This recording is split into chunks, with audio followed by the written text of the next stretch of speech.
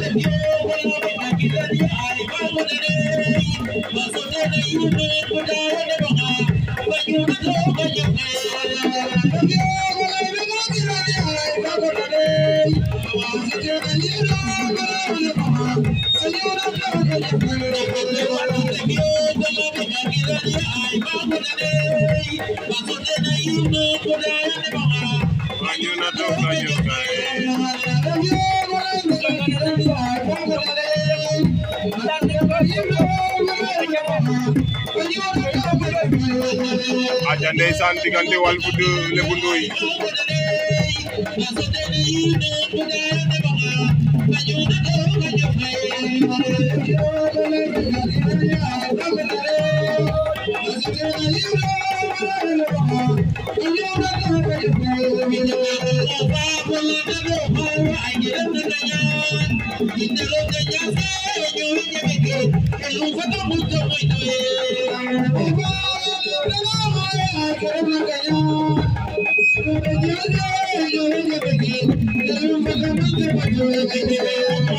Yo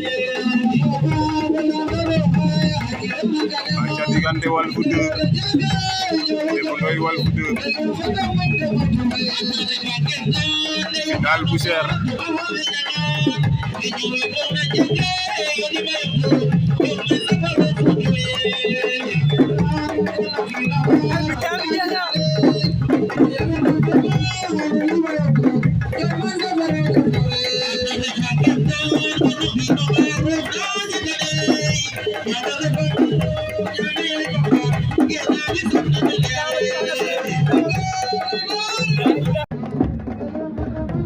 minutes ba jeex arbitre xoolal sa téléphone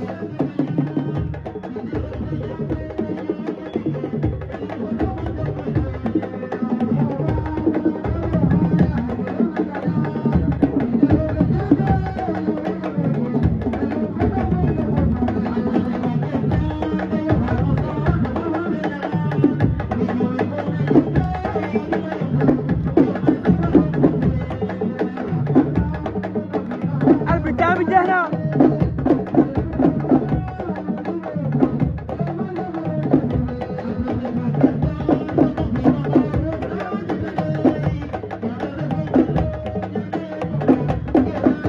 arbitre temps ba jeex na 5 minutes la woon la ilaha illallah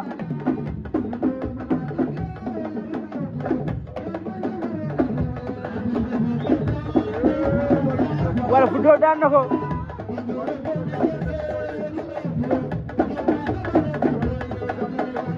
Walf 2 daan na Lébu Ndoy ay waay arbitre bi temps bi jeexoon na bu yàgg